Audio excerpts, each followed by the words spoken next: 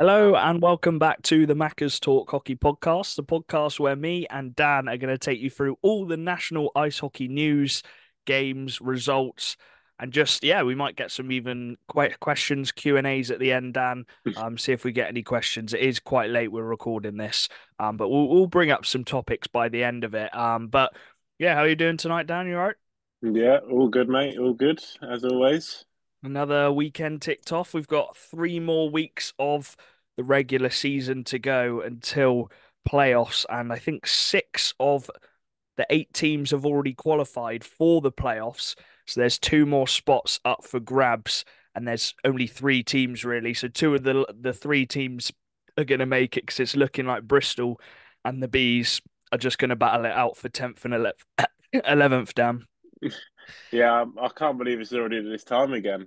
I mean, it didn't feel that long ago when we were talking about it last season, but the season's gone so quick, and it's been such a competitive year as well. It's been an unreal watch for obviously fans of the league, and it's definitely a positive thing to see that the league is still there's still teams competing for that spot.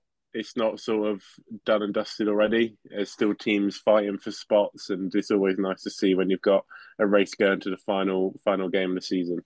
Well, we forgot to mention the flipping title race as well. Yeah, That's still going, and we didn't get that last season with a couple weeks to go. I think Leeds finished 6 or 7 points ahead of MK by the end of it. So that is looking like it could go right down to the wire because both of those Leeds and MK had really good weekends again. But yeah, should we get into some of the news, Dan? There's a couple re-signings. The first one was Jordan Griffin from the Leeds Knights. Still quite young, Dan. I think he's 24 years old. He's been with the Knights the last few seasons now.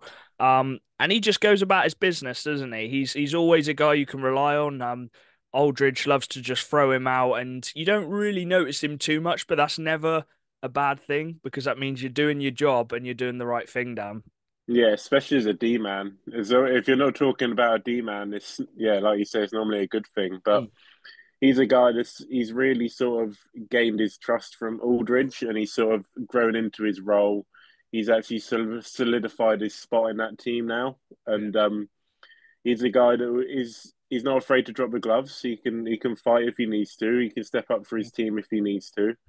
And yeah, I think again we've spoken about it before, but getting these young D men like signed up and locked in is so big for teams because it is such a hard position to get. And if you can get players signed up before the season starts, it's always a positive.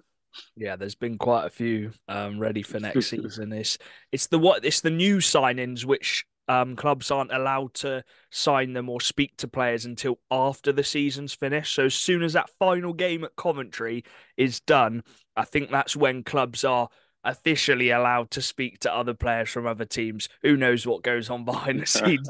But obviously teams can start re-signing their players, and it's come a bit of a trend now where they get locked up before the season's even finished. But yeah, Jordan Griffin, 12 points this season. As you said, he likes to throw the gloves. He likes to stand up for his teammates. He's got 81 pims.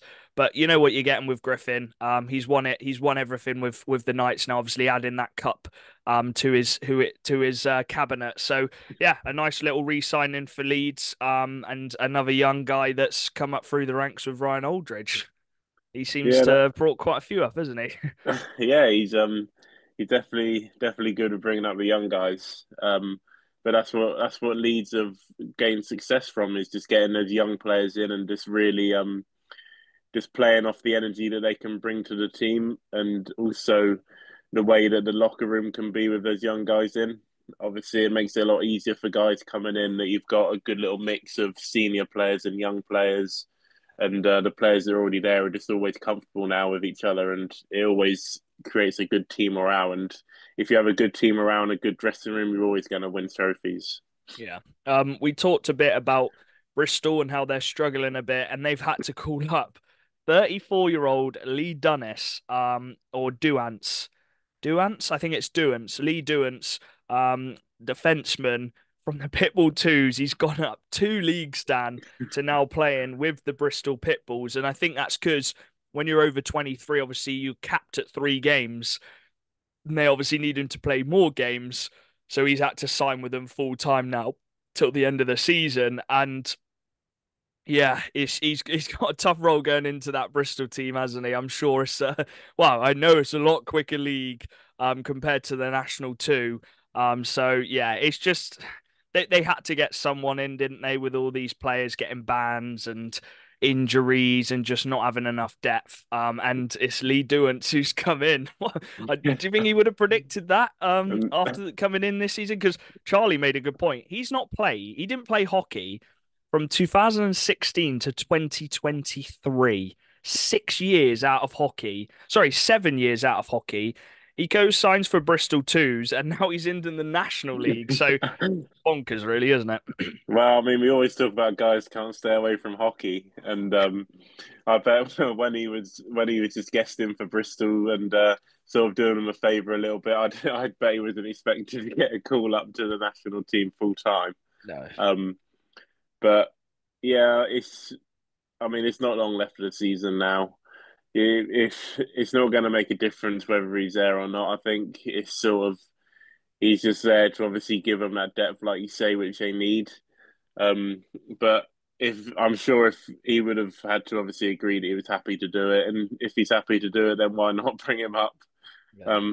Good little experience for him. Maybe might be his last season, so you can always finish it in the National League.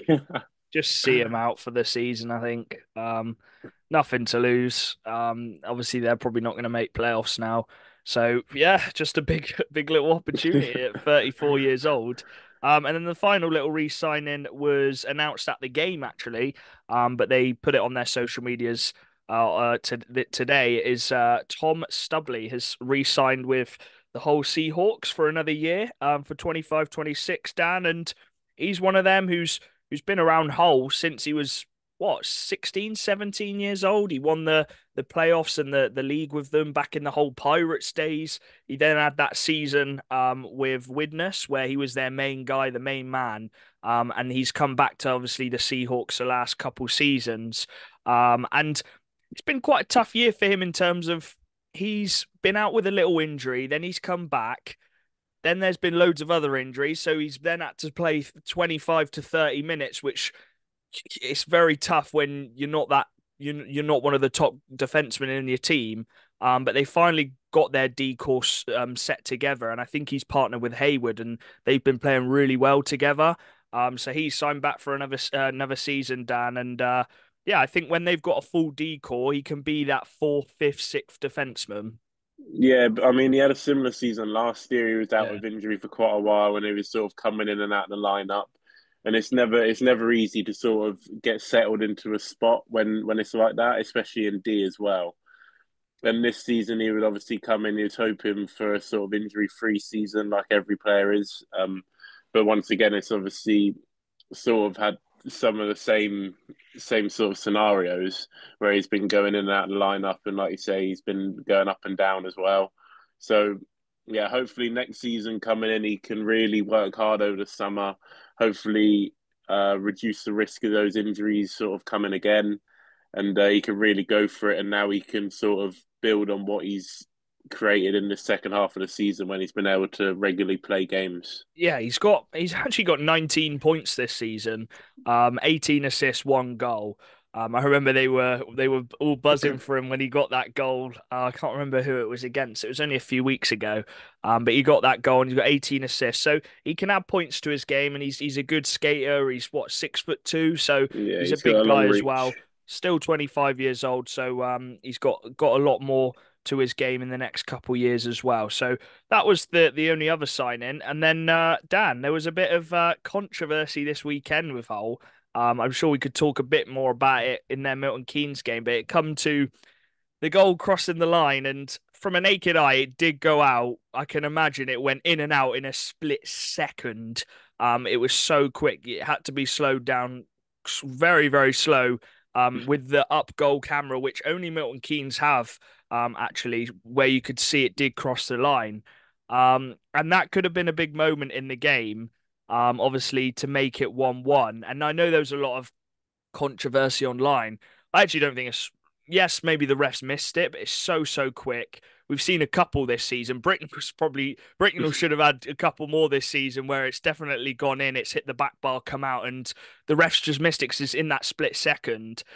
And it happens in the NHL as well. And I always go back to the NHL that the referees know if they do slightly miss it because they're human, like it's so quick to the naked eye. They've got that video replay which they can go back to and then watch it and see that it's gone in.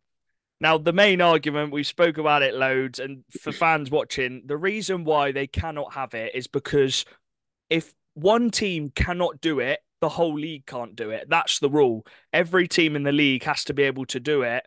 And I think there's a couple teams in the league who's just not able to do that and do it within the moment and do it within a couple minutes. Because you don't want it to be a long old pause, do you, Dan? So it's tough though. I want it at Coventry or these big games. Luckily there wasn't really any controversy in that final with Leeds and Romford, but obviously what happened at Coventry last year with the Peterborough Telford game. There's been a few instances this year where the puck has crossed the line. I think minimum next year, Dan, or even this year, I'd love it at Cov, but they have to have it in those big games now, don't they? The cup, test it, see how it goes. I'm sure it will be a success. Nothing might not even happen. Nothing might happen at Cov. We don't know, but at least you have that stability if it's there. Yeah, it's sort of it's that next step that you need in the league. I think the league is growing at a really good sort of in a good way. Like it's really progressing well from like year on year. You've got some really high quality players coming into the league. Obviously, imports that are coming in are top class now, and with those imports coming in, obviously they're used to playing in professional leagues as well, and bringing in that video replay. It doesn't have to be for everything like hits and penalties and stuff like that. Just keep it for just goals for now, Mm. and it sort of gives that more professional feel about it.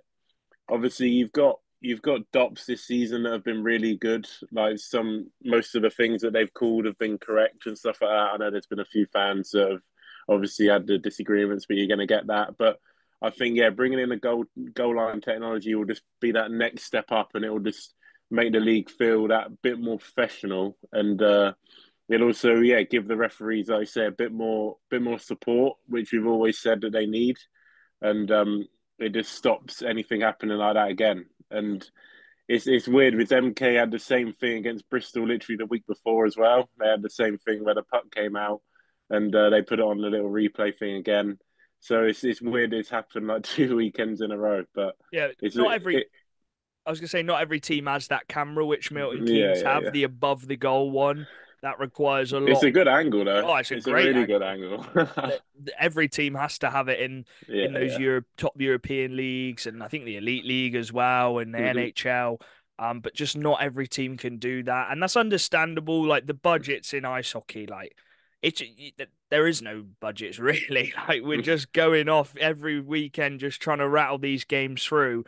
And yeah, I think, as you said, the league has progressed a little tad every season, and that is probably one of the next steps to make it even more professional. And I'm sure the people at the top want that to be in place, and no one doesn't want it to be fair. Like, but it's just about getting it done and all the teams being able to do it. But I would like to see it, because Coventry, you can do it. Obviously, the Blaze can do it. It's at a mutual venue, so it's not a disadvantage to either team. It's just the two semis and the final, and those two incidents last season where maybe that could have changed games. But yeah, we've talked about it a lot. Anything else to add on it? I was just going to say, I think the only thing that the reason they can't do it in Cov is because obviously they've gone through the whole league without it, so they can't go into the Yeah, playoffs. yeah, I Obviously, get it. Yeah, they've played through the playoff like group stage games, and then they're going into obviously the final four, so but they if all can't all of a four sudden like add it in. but if all four teams there agreed to it, that's where I think, okay, all four teams have agreed. Like they can't go against that. You know what I mean? Yeah, but then this is when you get the argument of like, say, in the group stages, a Yeah. team was robbed of a goal that they could have made Oh it no, through I to understand. Coventry, Yeah, and yeah. then they're like, well, how come we didn't have goal line technology in our games? You know what I mean? It's you get them arguments as well, but it is what it is. We can just see what the league does as the years go on. Yeah, who knows what they've got in store. But that was the only kind of newsy bit. I think Bees and Bristol can't qualify for playoffs, I think now, Yeah. mathematically, or they're very close to not being able to. So yeah, that's all the news. There was quite a few games, and we'll start with, well, we'll have to cast our minds back to Friday. It was just chaotic. The Raiders starting their 3 game weekend in Leeds away, obviously having to play that because they had the final, so they've rescheduled this one as a league game. And they went 4-0 up. I don't think anyone would have predicted that. They went 4-0 up, 3 quick goals in 6 minutes. They then got another one at the start of the second period, and you're thinking, all right, Leeds have made some comebacks this season. 4-0 is a big, big deficit, especially with a period gone. But the Leeds Knights, Dan, they score 6 goals in 11 minutes in that second period. 6 goals. You you cannot win a game if you concede 6 goals in a period, even in 11 minutes. And that's exactly what the Leeds Knights did. The Raiders actually tied it back up to make it 6-6.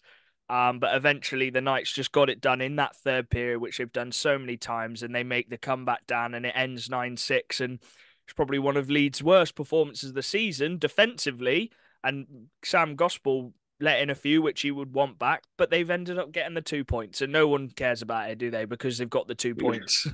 Yeah, yeah, that's it. No one's talking about it now, but I mean, they're the sort of games that Romford seem to always find themselves in, where they're just sort of always going for the offense. They just throw the defense out the window. Like when you're 4-0 up or 3-0 up, you that's when you sort of you play a bit more defensive and you sort of shut up shop a little bit. You can obviously shut off the game. Yeah. Most teams shut off the game at 4-0. Maybe they concede 2 goals and then you go and get another one, keeping that keeping that cushion. Yeah. Um, but this is one thing that Romford just haven't been able to do this year. They just haven't been able to shut games off. They haven't been able to protect the lead. They just always seem to be competing with how many goals the team like each other can score. They always seem to be going into games like that and just sort of trying to outscore their problems. And you've seen in this league now that it can't be done anymore. Like a few years ago, going like that, you'd be all right. I think you could get Older away though. with most games. Whole But Pirates used to do it. yeah, but now it's you can't do that. You really need to sort of lock down your defense and really stop the puck going in the back of your net and sort of winning games very like tactically minded, of how you defend as a team. And You're going to concede goals against Leeds, yeah, but I think it's a lot of mentality as well. I think naturally you concede one and then you start just really trying to defend, and then suddenly you're overthinking it. You're out of position. Leeds are coming on to you. You start worrying, and then it's goal by goal, and in your head you're thinking they're going to score again, and then they do score again. And Matt Barron just yeah, This is nuts. Brown didn't score in a 9 goal game for the Knights. Kieran Brown didn't score and Leeds scored 9. But Matt Barron, whenever Brown doesn't seem to be scoring, it's Matt Barron who's scoring, and he got 4 goals, 3 of them just in the slot, just where he loves to score the goals. And we talked about him last podcast, and he stepped up again in this one to get him back in the game.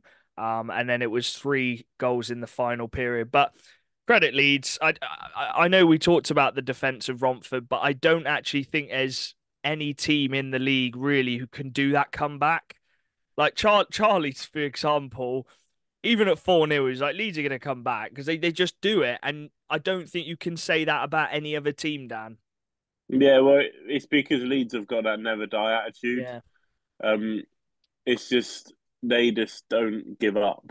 Like they just keep going and going and going. And I think the biggest thing about Leeds is they know they're good. They know that they know how good they are in this league. And when they're going like 4-0 down, 3-0 down, they're looking at themselves and they're like, boys, we're unreal in this league. Like we're much better than this. Like we've got so much more to give. And then they go out there and they do it. I think the hardest part is obviously going out there and doing it. But Leeds always find a way of doing it. And once they score that 1 goal, and that's when they start getting into a rhythm again. Yeah. And yeah, it's that's the reason why they've been so successful for the past 3 years is because of what they are like doing that, and they just never give up on a game. And massive credit to them, and massive credit to Aldridge to get that team going and sort of get them rolling again in the game, and obviously getting that comeback done. Yeah, just a bonkers game, and reminded me a bit of that game they had against Swindon, where I think it finished like 9-7 or something, but they still won in the end. So that's all that matters. The Saturday game, the first game on Saturday, was the one we were at. It was the Swindon Wildcats against the Peterborough Phantoms. And yeah, it was quite a weird game, wasn't it, Dan? I think Mm. Peterborough come with their game plan and they absolutely smashed it. I think Wildcats took that aggressor role, which you're going to do in your own rink, but Peterborough just they ground it out, and the top guys really coming out to play. That first goal was just a quick break. They latched on one little mistake and Lackinen over to Ferrara, and that's what they've been doing all season. And then, to be fair, the Cats did battle into it. I think the goal was coming. It was just they needed that one guy to step up, and it was probably our best two players in the game. Reed Sayers and Vanya Antonov linking up. They've linked up really well actually. This since Vanya's come in, Reed's probably been the main guy who's worked with Vanya, would you say? Reed's kind of needed a guy like Vanya, hasn't he? Yeah, I mean, Reed's a guy that he's got an eye for a pass, Yeah. and he's a guy that's got an eye for being in front of the net. So But they if just you switched can, the role this time. yeah, if you can get that little partnership going, and obviously you know what Vanya's going to do, you know what you can get from him, and you know what Reed's going to do, and it's just a matter of getting them both on the same wavelength. And like you said, they've really come in and they've really sort of they've got a lot of chemistry quick, and that's a positive because Vanya, when he first came in, he was almost looking like he needed to find a guy that was sort of Yeah. on that wavelength as him, and it's big that you can get that with Vanya because he's going to have a step up from what he is already if he's got a guy like that with him. So going into playoffs is going to be really big if he can keep going with that chemistry and start building it with other players around him as well. He's played with a few players, Vanya. He's played on the few lines. Maybe hasn't quite had the impact which we thought, but it's always going to be tough coming into the new team, which you've never been at, and you've been at Bees for what? Pretty much your whole career. I know he had that couple seasons with Bison and then with Streatham, but Bees is where he knows. But yeah, it was a really, really good performance from them two for Swindon. And yeah, Reed says getting a couple goals, a couple nice ones. But the Peterborough Phantoms, they just ground it out, didn't they? Luke Ferrara getting another one on the power play in front of the net, Salem in front of the net, another one in the slot which bounced to him. The fourth goal, I think it did go in. The refs gave it. It was a really scrappy goal, but Barron got it in the end. Um, then we had the fight, and this was a big one because Swindon aren't known for having fights really, and it was Tyler Plews. He just was like, Gretton, we're going, and fair play to Gretton. He backed it. He dropped the gloves as well. They went. I'd probably say Plews won the fight in terms of getting the most punches off, and Gretton thought, I'm not doing this. So he just took Plews down, rugby tackled him, and they both showed respect in the penalty box. And that did give Swindon a kick because less than a minute later, Reed scored to make it 4-2. And you're thinking, okay, 15 minutes to go here. And then probably a big turning point of the game. I don't know if Swindon would have made the comeback because I think Peterborough played a really good road game, but it was that hand pass, wasn't it, Dan? Mm-hmm. And the rule is it's allowed to hit your hand and go to your teammate when you're in your defensive zone. But the actual rule is you can't cover the puck with your hand. You can't catch it, cover it, and then throw it, can you? You can catch it, quickly put it down to yourself, but you can't catch it, cover the puck, and then throw it to your teammate. That is actually a 2-minute penalty if you do that, if you actually cover it with your hand and take a stride. And that's exactly what happened. And they actually went on to score the goal. I think a lot of the Wildcats players froze, didn't they? They were expecting a penalty or the play to be blown dead. Huff was like, "No, I'm going to play to the whistle." Absolutely sniped it to make it 5-2, killed all the momentum. And maybe the goal shouldn't have counted, but Peterborough, man, they really wanted that down, didn't they? And I think that was the big big difference between the two teams. The Wildcats had that power play, didn't they? Oh, what a Oh my shift! goodness. And I I don't like to say this, but you get the fans who are new to hockey and don't really understand it. You get the fans who not too knowledgeable on hockey, and they were jeering and laughing when the Peterborough players were blocking the shots, blocking a tough shot.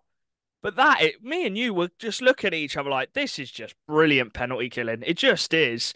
Brad Barron throwing himself in front of a Fair Jake play, Bricknell slap fair shot. play. That's all I can say. Oh my goodness. And he did get like bruised and injured a bit. He did play on the Sunday actually, which is good, but the bruising he must got from that slap shot. But that killed the penalty and that was the difference for me. And fair play to Peterborough. And I know some fans were shouting way when they were blocking the shots because maybe it hurt them a little bit. But that's exactly what Slava and the Peterborough players would have wanted, wouldn't it? Yeah, I mean, again, like you said, it shows how bad they wanted that win, and I was actually shocked that Barron was playing the next night. Yeah. I thought he was really badly injured from how he looked on the He ice. got a Like complete dead leg, didn't he he? was in agony. Like you could see him rolling around on the floor, and obviously they don't stop the play until obviously the play's dead, Yeah. which is obviously Unless it's a head understand. injury. Yeah, and Barron was just on the floor. Like normally, like if they get hit, they sort of get up and they'll hobble on one leg, but he was rolling around on the floor. I massive credit to him because yeah, that takes a lot of guts to jump in front of a puck like that, and especially, I mean, you look at it, and it's sort of a game like both teams have sort of got their positions in the Yeah, league. Like you're not playing you're, for a yeah, trophy or a league, so really. that is guts to jump in front of a puck like that and just put everything on the line for your team. And yeah, massive credit to Barron. I've always rated Barron as a D man. Yeah, I think he's so good and he's so young as well. What is he, like 23 years old? yeah, And yeah, he's got a bright future ahead of him. And a big credit to actually Levine as well. I yeah. thought Levine Levine was had a solid. really good game. He's a guy that I've been talking to you and Charlie a bit about. I've never really seen him have like a good game. I've sort of he's always seemed to have a bad game when I've watched him. Yeah, But when we because Swindon have been quite good against Peterborough this season, haven't they? yeah, so I've sort of because Charlie said to me he's a good goalie and stuff like that, and I've been like, yeah, I've not really seen it, but in that game I did definitely see glimpses of how good he can be, and if he can keep it up and sort of play like that through playoffs, I mean, Peterborough are always hard to play in playoffs, but having a goalie like that is always going to make him 10 times better. And it's going to make him confident when he's seeing his D men block like that. Yeah, yeah. But yeah, the Peterborough Phantoms get away with a big 5-2 win, and it's a good performance. A tough one for the Cats. They've struggled a bit recently in terms of playing their own way, and we just got to try and find that. And it was a really good bounce back on Sunday, which we'll talk about. But yeah, they just got to try and find their own way, and it is hard, isn't it? It is hard when you know you're not going to win the league now. You've got to play these final games, and we don't actually play a top half team now till the end of the season. And you want to try and get those challenges as well in terms of playoff challenge, going into the playoffs. But you can only play what's in front of you, and we've just got to try and build some momentum. The double header then in Dumfries, between the Sharks and the Raiders. I hope all the Raiders fans enjoyed their little trip out. They did get to see a win in the end, but it wasn't on the Saturday. Because on the Saturday, the Solway Sharks pulled off a really big win. They beat the Raiders 6-3 on the night. John Dunbar getting the first two goals of the game. Gardner on there, Lewis Young, Anderson. But the goal we got to talk about, Dan, is up there for goal of the season. And I know Charlie doesn't like the Michigan. Um, but I think when it pulls off, it is a very nice goal and a satisfying goal, Dan. And I actually think a lot of hockey players could do the Michigan. I I think if you learn the skill, you could be able to do it. You just get it on your stick and flick it round. But it's the situation you do it in, isn't it? A game situation. And Cole Carruth has tried it on many occasions, and this time it did come off, and it was very good, wasn't it? Yeah, I mean, one guy that we know doesn't like the Michigan is Ethan James. We saw the video come out on Oh man. 4,000 and counting. Uh, yeah, it was really weird how it came out. Obviously, he was talking about Karoof and how he tried it on him, and then he goes and does it. But yeah, it was a really nice move, and the thing that added to it as well was the way he put it around TJ before. Yeah, He did TJ like were that. like that. Sorry, Yeah, he did TJ. that. Yeah, sorry about that, mate. But he did that little move before it, and that was just like the icing on the cake for it. It gave him his Um, space, didn't it, to be able to pull it off. but this Caruth, this is a guy that we were talking about, what, like 3 weeks ago, about saying he needs to get a bit of confidence. And he got that one goal a few weeks ago, and we were like, he can gain a bit of confidence from this. And he's Yeah. been scoring some big goals recently. And look at him now, he's going for Michigan's. Like, that shows how confident a guy is. Like, if you're confident enough to try Michigan, like, you're at the peak of your confidence. And he's a guy that's definitely got a high ceiling. He can definitely give a lot, and he's definitely got a lot more to give throughout his career as well. So if he can keep growing on this and keep building it, and if Solway can obviously keep hold of him as well, he could be a really big guy for the future. Yeah, he's on a two-way with Glasgow. He's been with them a bit. He's played a couple minutes, couple shifts. But I think his development needs to be in the national. Get Yeah, used to the physicality. Um, you probably won't get that time and space to do that in the elite league, and if that is what he's aiming for, then spending a couple more seasons in the national. But yeah, just pure skill to pull that off in the game situation. It's a big 2 points for Solway at home. Getting back to them winning ways at home, which is good for them. The Pitbulls and the Bees, then the battle for 10th and 11th. And I actually thought the Pitbull, they got Tommy Napier back, Butler come back, Harewood was back, Cochrane was back. Barry I- was back. Yeah, I thought, you know what? In front of the packed out Bristol fans, they're going to put on a show. But unfortunately, the Bees came, and I don't like to use puns, but they stung them. Sorry, that was so bad. And Banter. Ross Bottom gets a hat trick, and I think that's his fifth goal now he's scored against Napier this season. He just loves playing against Bristol, doesn't he? Yeah, that's his team. Like, that's his Yeah, team. He just loves get. You get players like that that sort of they find a team that they just like scoring yeah. against. We Billings' obviously, Raiders, for yeah, we example. said we said Bricknell obviously like scoring against Peterborough, and Yeah, like he didn't do it at the weekend, but yeah, but yeah, Rossbottom, he he just seems to love it, and he can he can create goals out of nothing. You don't think he can. Obviously, I've not seen the highlights or anything, so I don't know what his goals were like, but yeah. he's very sort of he gets overlooked a lot. Like, you look at him and he doesn't look like he could do much with the puck, Mm. but he's actually like really skillful, and he's got a really good shot on him. He's a really clever player as well. That's the biggest Yeah, thing. Like, that's why he was. There's a reason why he was on a line with Balaz and Gabai for the whole of last year. Like, he's got that clever hockey brain that can fit on those lines, and yeah, that's that's a big hat trick for him, and I'm sure he would have loved that and sort of gained a bit of confidence from it as well. yeah. A tough one for Bristol. Obviously, there's not really much to play for apart from pride. Um, they'll be looking for revenge next week because they play them next Sunday in Bees. And I think we're going to be going to that one. But yeah, fair play to the Bees getting another away win, I believe. No, they did beat Telford actually after they beat us. So they've got a few away wins on the bounce now. And they'll just be looking to see what they can do, cause a few upsets come the end of the season. Change a few races. Was there something else I was gonna say about that? Oh, the fights. There's three fights in like the first period in that game. I know Cam Hamill dropped him. Balaz didn't like that. Reese Cochrane dropped him. I think it was Reese Cochrane actually who Yeah, just Reece jumped Conkin Balaz. dropped it. Yeah, went with And balance.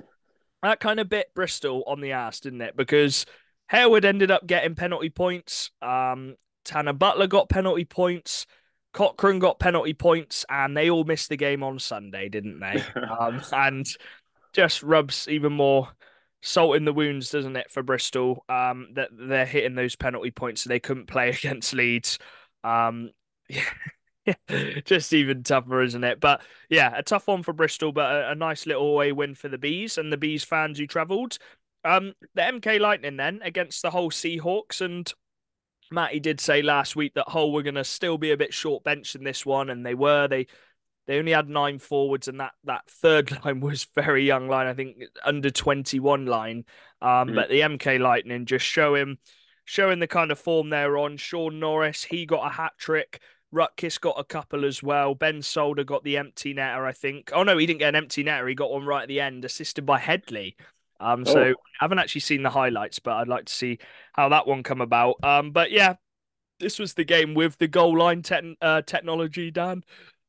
If I'm completely honest, I didn't watch the game, but even if they had scored that, I think it was one of them nights where MK were clicking and those guys. It seems like Norris had a really good night.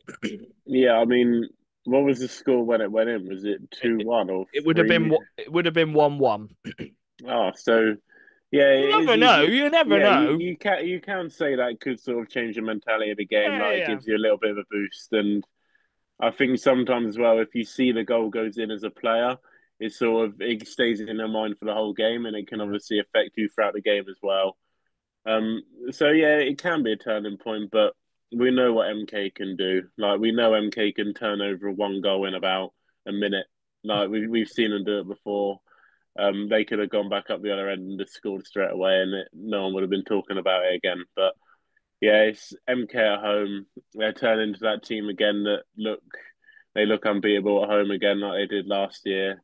And yeah, it's that scary time now where they're fighting in that race, and they need these wins just as much as the Leeds do, and they're not giving up, and they're not going to be going down without a fight either.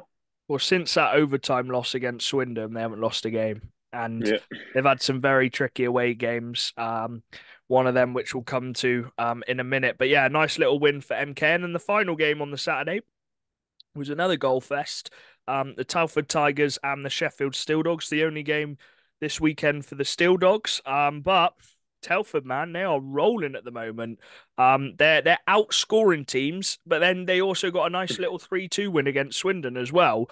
But I believe, Dan, they were they 4-1 up? Yeah, they were 4-1 up. But the Steel Dogs battled back into it. It was eventually 5-5 going into the final period. But the Tigers end up winning 8-5 in the end, and it's who you'd expect on the score sheet. Just Thompson getting a couple, Skaleski getting a couple, Howe's got a hat trick. Just those top guys, man, they are just getting the goals. They might concede quite a few, but they're scoring a lot of goals, man. yeah. I mean, as long as they're scoring the goals, obviously, like we said about Raiders, we got the same thing. You don't want to go into games trying to outscore the other team, but it does help when you're scoring at that rate that Telford are. Yeah. Um, if they could get a bit more defense, they would be comfortably winning these games, like because of the scoring they've got right now. But obviously they've struggled in D. They've struggled with injuries as well, like other teams, and it's a shame that it's obviously been a few of their top D men that are out. Um, but they're a team that's just going to keep going to the end of the season now. They've still got stuff to fight for. They've still got a spot to obviously fight for as well. So they're not going to give up, and they'll just be taking these wins, trying to get a bit of momentum going, get a bit of form rolling, and just seeing what happens by the end of the season. Yeah, 5 assists for Henderson. I know you spoke about him last pod, but he's ridiculous at the moment. I love watching Henderson. And I can imagine he was just so good. They play the line, the import line, Skaleski, Henderson, Thompson. And if you can't handle that, then you're going to concede a lot of goals. So a big win for Telford. And then on the Sunday, it was the second of the doubleheader in Solway. And it was a different story this time. The Raiders get the win. And they do get, I think they went 3-0 up. So it was a bit of a scare, Dan, because they went 3-0 up. It ended up getting back to 4-4, I believe. And then eventually the Romford Raiders scored TJ Anderson getting the game-winning goal. Charlie will love that one. Kind of getting his revenge on yesterday as well. And then Alif put the icing on the cake with the empty netter. So it was an important one that for Romford because we were speaking after Saturday. If Solway had won that game, Dan, Romford would have been one point above a playoff spot, and they could have got themselves in that kind of little playoff trio battle. But they did get the win, and as we talked about a lot, it's kind of a 4 pointer gap. So if you win, you get those 4 points ahead instead of going 2 to 4 points behind. Yeah, and that's a tough game to go into because these double headers in Solway can be dangerous. After playing twice as well, because they played on Friday, remember? Yeah, yeah, and when Solway, especially when Solway win that first game, like obviously when Swindon went up there, they did that. They obviously won that first game, and it's sort of Solway can go into that second game. They're the home team. They're comfortable in their own ring, and there are the fans behind them as well. So it can be a bit of a trap going into that second game because they are going to be sort of going out full force at you. But fair play to Romford. They came out fast in that game by the looks of it. They got those three quick goals to obviously stop any sort of quick momentum that Solway would have got from the game before, and that just seemed to be enough to sort of get them through the game and to sort of keep them rolling and keeping Solway on the back foot. And that's what you want. You don't want Solway to come up on the front foot and sort of put all their pressure on you because that's when obviously goals can go in, and you have snipers in that team that can take the puck and just score from nothing. And yeah, it's a bit of a risk that you can fall into against Solway. Yeah, I think Romford should take a bit of positivity from that. They kind of killed off that final period. They conceded that goal, which meant it was 4-4, and then from there on they kind of killed it off. All right, defensively shut down, which they weren't able to do the two previous nights. So a big win for Romford. I think that was their first win in quite a while as well, actually. Quite a few games. But then the Leeds Knights against the Bristol Pitbulls. It went exactly how you would have guessed it went. 11-3 in the end to Leeds. Again, Harry Thomas just getting thrown in to another big team. He played twice against MK last week. He played against Leeds this time. Not sure what's up with Tommy. Tommy Nappy might have a little knockdown, and there's no point just having 60 shots on him or however shots Leeds had. Let's just have a look now. So in the Uh, end, Leeds had 69 shots. I will say the shot counter at Leeds. I think he has a few old drinks whilst he's doing the shots. Apparently, there was 70 shots in that Romford game. I know there was 9 goals. There definitely wasn't 70 shots on goal. Um, there was 20 after the first period. I'm thinking there was not 20 shots on goal. So yeah, I think the shot counter he was drinking a he bit there. he probably counts both teams and adds them up. Well, I reckon he might count. You know those ones, right? Which are going wide, and the goalie gets them, but they're Yeah. clearly going wide. Oh, we'll jot that down as a shot on goal. But 140 shots Leeds had in those two games, shots on goal. Apparently, according to the goal judges. That was in one game, 140 in one game. But yeah, Harry Thomas. I think over his last 3 games. Oh, 60, 60, and 70. What's that? 120, 190 shots on goal he's had as a 16-year-old goalie. Just absolutely bonkers. And again, Mitch Wilinski, they might have got thumped, but he's got another couple goals. I feel bad for him, Dan. I really do feel bad for him because if he was with him at the start of the season in Price's shoes, where Bristol were playing some good hockey, they had their full team, they kind of got their line sorted. He'd be doing great, wouldn't he? But he's scoring the goals, which don't really mean anything because they're losing by a lot at the moment. yeah, it is tough for him because you come in as an import, you come into a He's got struggling 12 team. goals in 10 games. Yeah, you come into a struggling team like Bristol, and you've come in with that pressure of being the import. You've come in with the pressure of being an import in a struggling team, and you've just lost an import that was really liked in that club, and he's come in and he's performing as a really good import of this league, Yeah. but the team around him just aren't performing.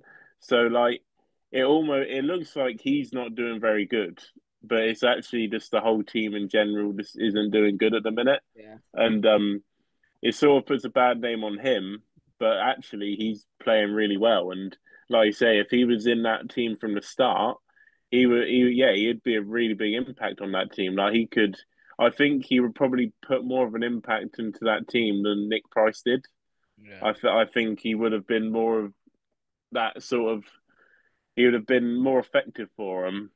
But obviously, we would have we can never see what he would have been like at the start of the season because it's just one of those things that we can talk about and stuff, but we'll never be able to He see it. seems like more of a sniper than Nick Price. I But think I, Nick Price was a very hard worker and he yeah, did well to get his points. But I think Mitchell is kind of more of a sniper from what I've seen. yeah, I've still never seen him play. Like No, I we'll see him in a couple weeks. when I went to a Bristol game, he was obviously he was ill. Um, but yeah, I would like to watch him play because I want to see what his game is like. But I mean, for personal like benefits, if he can keep this up, he might get a few offers Yeah, in the off season. Like he's in the UK now, he's sort of brought himself into the National League. Like he could get a few offers from teams, and if he wanted to obviously stay in the UK, that is of course. Yeah, he might get a few people look at him just for the little stint that he's had in Bristol. yeah, yeah. You never know. Or he might just think, you know what, this Yeah. UK hockey's not for me. I'm going to go Yeah, back it's home. too easy for me. I'm in the bottom of the league team and I'm getting over a goal a A goal game.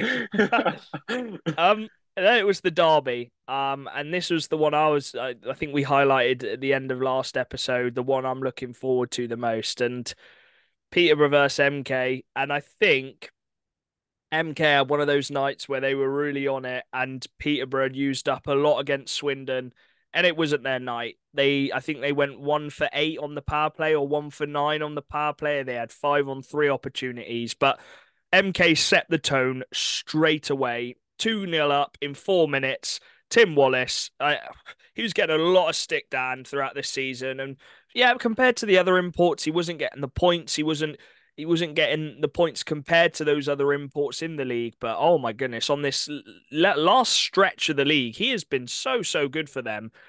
Getting some big goals just in big moments. Charlie, who actually watched the Peterborough stream, because he wasn't able to come to the Swindon game, he had both streams on at once.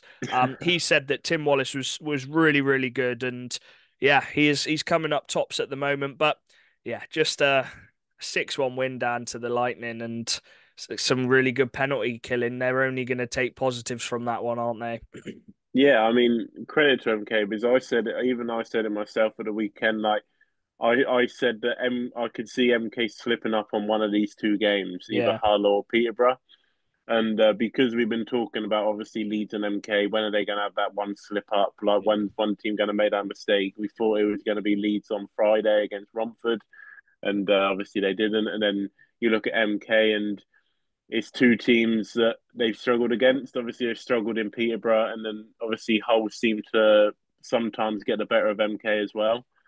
Um, but fair play to MK. They've had a lot of like fingers pointed at them for games like this, and sort of come up against teams like this and playing away in Peterborough, playing their away games. But this season, they've proved a lot of people wrong. Like they've stepped up whatever they had last year, and they've managed to get these games done. And they've not even sort of just got it over the line in these games. Like they've significantly won the game, and it's something that MK fans and fans around the league were obviously pointing fingers at them for and saying that they can't finish games, they can't turn up in those rough like sketchy games and sort of going into those away buildings and sort of turning up. But this season, massive fair play to them because they found a way and they found a way to shut these games off. yeah. The crunch time of the season, these last few weeks, they're just ticking off those away rinks to win in. Leeds away, tick. Swindon away, tick. Peterborough away, tick. Hull away, tick.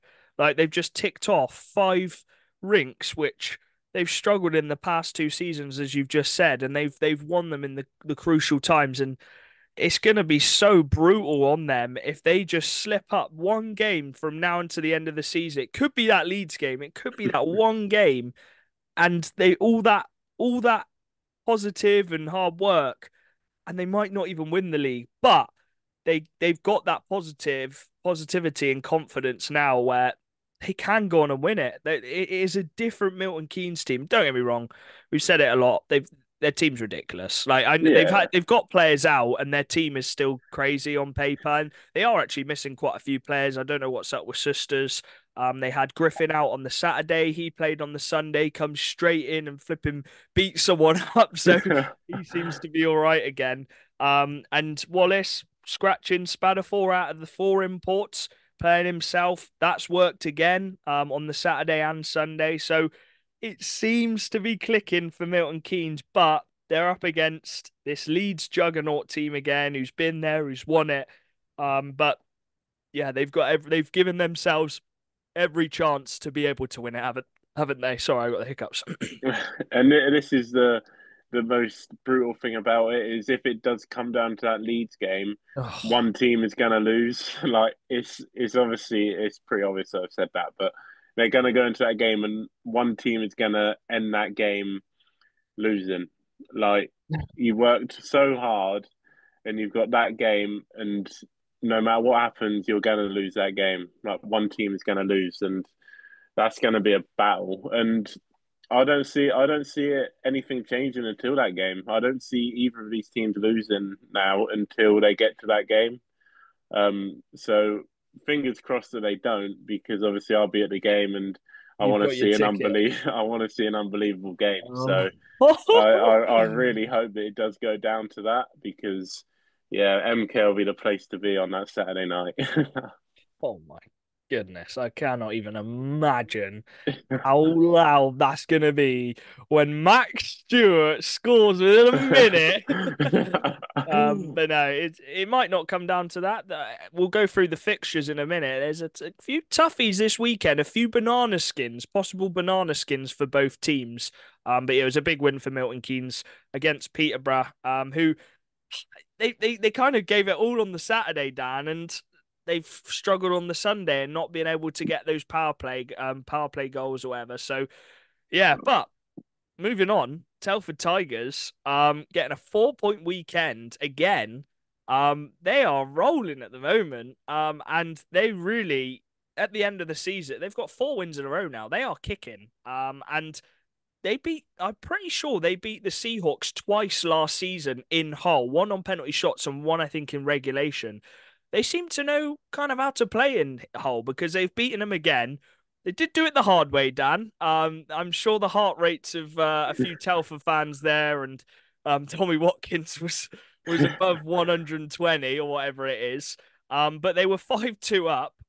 Some really nice goals actually. Thompson is just Oh, got some disgusting goal. skills to pay the bills, I think was the old kind of quote I said back in secondary. But he give it the old grabbing the badge, Yeah. which just shows they are playing so hard right now to get that playoff spot. And as Hull have done with 8 minutes to go, they're 3 goals down and they just come back again. They just come back again. Just crawl their way back in it. A power play goal for Chamberlain. Speck then just fires one in. Just he's one of the only players who can do that. Brad Day saw it all the way and it's still got in that top corner.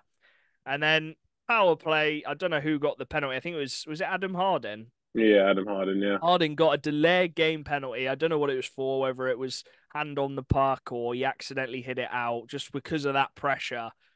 And Johnny Cornell jogging at the back door to tap it in 5-5 with 6 seconds to go. And you're thinking, they've done it again, Hull. They're going to do it again. But Devon Skaleski, I think this just shows the different mentality in Telford at the moment. Skaleski stepping up, fires it in, runs straight over to Brad Day, which I think is so just telling of the confidence which this team are in right now. And yeah, Telford take home the 2 points, a 4 point weekend, and yeah, it's going to be tough for Solway to try and catch them, isn't it?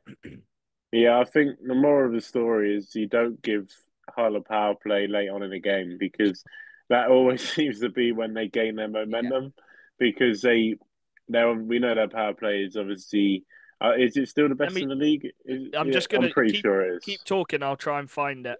Yeah, and obviously they most of the time they are going to get a goal on the power play, and when they're obviously going late into the game as well, and they can get that goal, they give that extra bit of boost for themselves, and Yeah. they're obviously going to gain from that. Obviously, did you have Their you found it? their power play is 35%. Oh, 35. They're kicking at one of every three power play they're gonna score. That is hmm absolutely bonkers, man. 35% their power plays kicking. I believe Swindon's is still second, and theirs is 33%. So they've managed to claw 2% above Swindon. But yeah, 30. You can't, as you said, you cannot put Hull on the power play. But a little setback weekend for Hull in terms of points wise. Obviously, they got three 4 point weekends in a row. Got that tough loss in Milton Keynes. They've dropped one here, but again, for them, they kind of know they're going to be in that fourth, fifth spot. yeah, Peterborough dropped it on Sunday, so they haven't actually really lost any points to Peterborough or Sheffield. So I think they probably will get that fourth spot, Dan. And a bit like Swindon, they've just got to try and get a bit of momentum coming into the playoffs. And it's always tough, isn't it? Because in the back, as you said, in the back of your mind, you're thinking, I don't want to get injured here. I want to be able to play in playoffs. Do I play so hard like Barron was doing? That's why we're giving him so much credit. Or do I just tone it down a little bit? We know we're going to be in the playoff group. It is hard, isn't it? No, also it being a semi-professional league, knowing you got to go work the next day. yeah. It's hard on the mind, but I think hockey is such a sort of you get so into the game, and Yeah, you obviously hockey. You always see players. You always talk about like they're going to war for each other. They're going out there. They're playing for the badge. They're playing for their teammates. And I think once you're on that ice, I think it is just if you see a puck, I'm going to throw myself in front of it yeah, at any time in the game. I think it's just that mentality that hockey players have.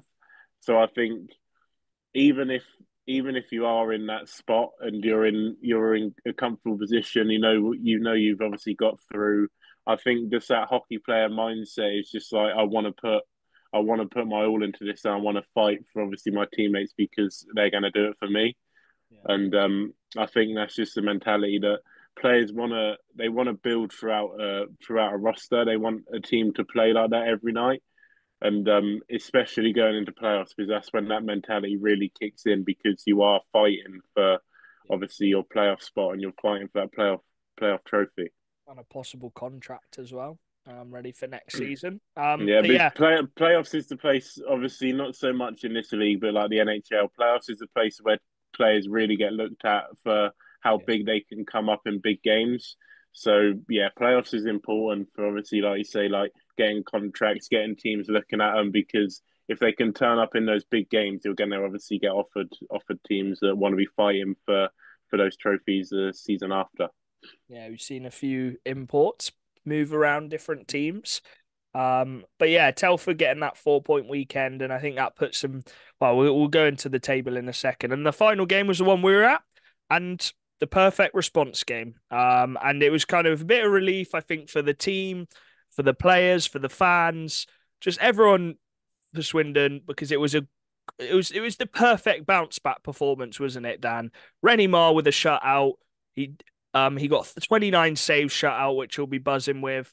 Um, you got your goals. You defended hard. We've let in quite a few goals recently compared to what we were doing at the start of the season.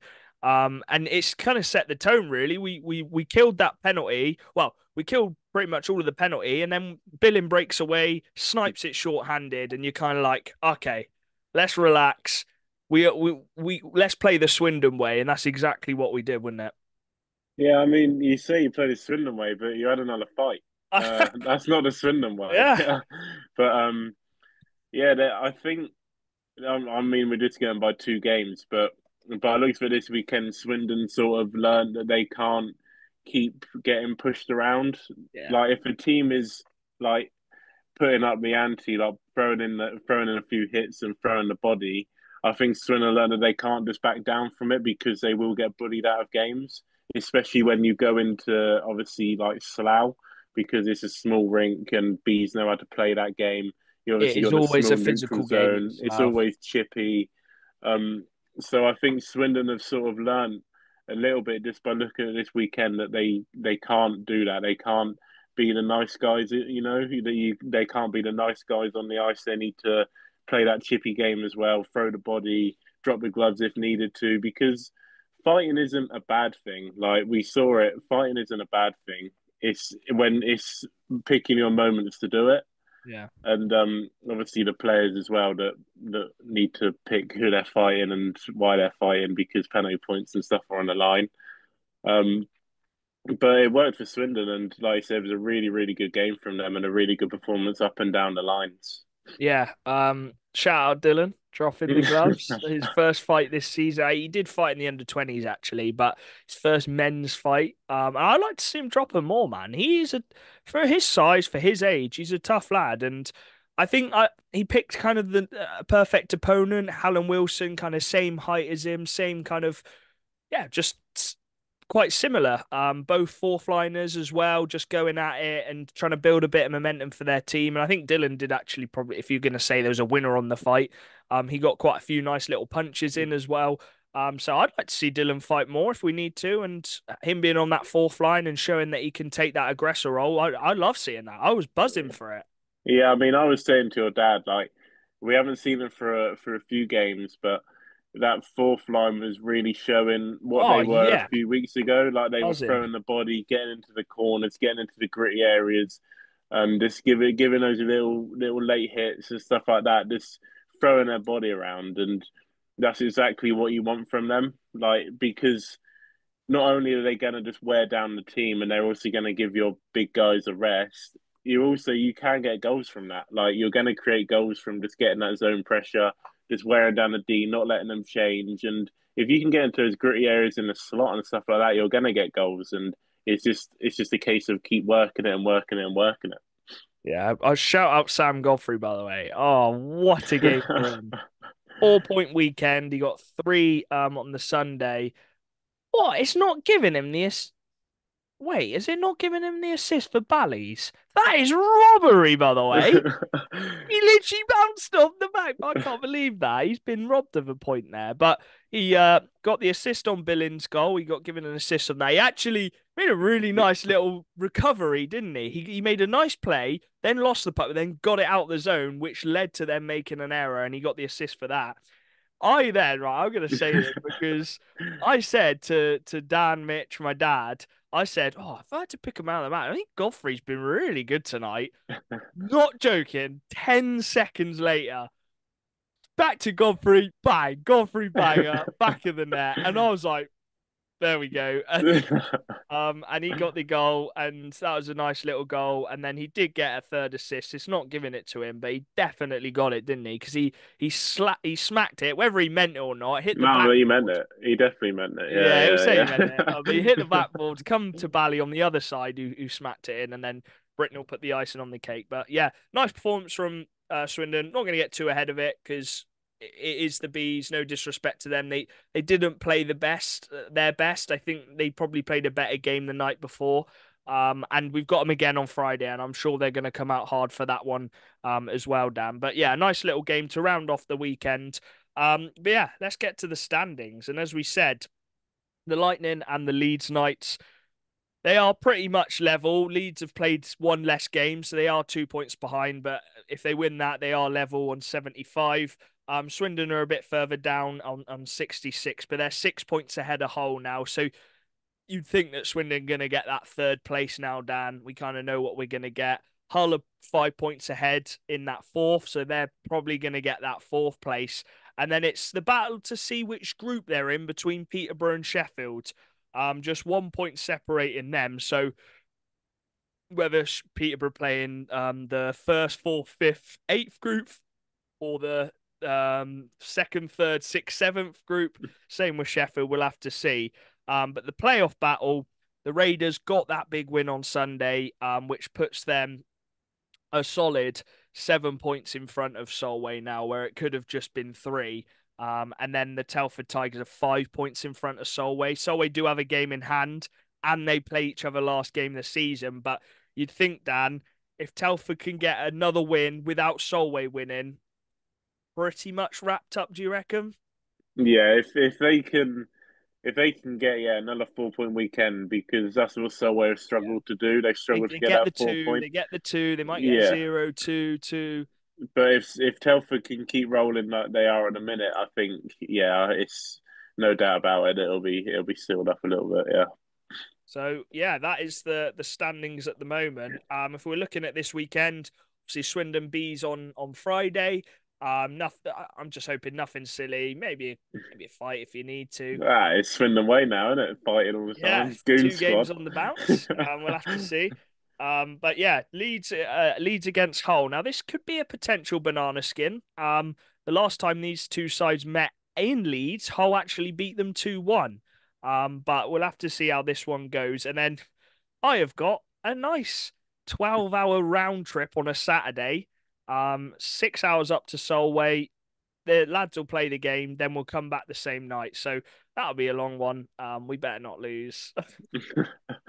We really better not lose that one. But it's going to be tough, isn't it, Dan? Solway, they're in desperation mode now, aren't they? Yeah, and coming into those that night, just playing that one game, coming back, it's not like you can bounce back on the following day like you can with the double headers. Is literally just what happens on that night, and if Solway can get on you quick, like they'll be the home team, so they'll be rested up, and they won't have obviously made that trip. Yeah, if they can get on you quick, then it could go anyway. Yeah. Um, Obviously, I don't think we've had a 4 point weekend now for quite a few weeks. So be nice to see if Swindon can get that one. The Steel Dogs and the Tigers play each other again, this time in Sheffield. Bristol Romford. So that'll be a nice little battle. Bristol at home, they really need to get a home win. I think they just The owe the fans fans need a it. home win, don't they? Fans deserve to get a home win. And then Peterborough could look to try and get revenge against the Milton Keynes Lightning. They did it last time. Oh no, they lost last time, but they have done it this season. They beat him in overtime 4-3. Can they be the ones to get their revenge and um, drop some points for MK? But the way MK are playing, I can only see them winning that home game. And then on the Sunday, this is a big one. We're not going to be there because I'm probably going to get back at stupid o'clock. So I think we'll just do the bees one, a closer one. But it will be a cracker. Romford Raiders against the Lightning again. I think this is Yeah, the fourth time this season they're playing at the Sapphire, and every single game has been one goal. It's been a one-goal game. So be interesting to see if this one is another one-goal game. And Romford, they- they're they're they're due another big win, aren't they, Dan? I think. I think. yeah. I mean, I was talking about about MK and obviously how they're doing in the away rinks and stuff like that, but the Romford rink is the only rink that they've sort of struggled in still from last Yeah. year. That's still the rink that they can't seem to get that significant win. They can Yeah. never get it across the line. Um, so yeah, Romford are going to be looking at that because you know how much Romford love playing MK, and they'll love it so much if they can be a factor on them not winning the league. And that'll spur them on because Romford are that sort of team. Like Yeah. you saw it last year when it came to playoffs. Romford are out of playoffs, but they were like we were talking obviously TJ and all that after the game happened after the season. It was like we went into that game, we weren't losing. Like they went into that game, they were going to win it, and that's just sort of the thing that MK could obviously do to Romford. They can give them that mindset of just like we're going into this game. It's not going to change what we have, but we're going to beat MK because that's going to change what happens to them massively. And yeah, so that game could be a cracker, and you never know in that game. You never know in that rink. No. Yeah, we'll have to see. If Romford do beat them, they would have done them in the cup and then Yeah, possibly hindered their league ruin their run. league. But the way MK are playing, man, like, oh, it's going to be Yeah, tough for Romford as well. It'll be interesting to see if Miller's back. I know he went off with a little injury. Lasham obviously played one of the games or two of the games last weekend. So yeah, it's going to be a big one at the Sapphire. Hull Seahawks against the Sharks on the Sunday as well. Hull will be looking to bounce back at home. Peterborough at home against Sheffield. Telford at home against Leeds, and then the one we will be at, the Bees against the Pitbulls. I'm interested with the Telford one actually. I think every time Leeds has gone there, it's only been a one goal game.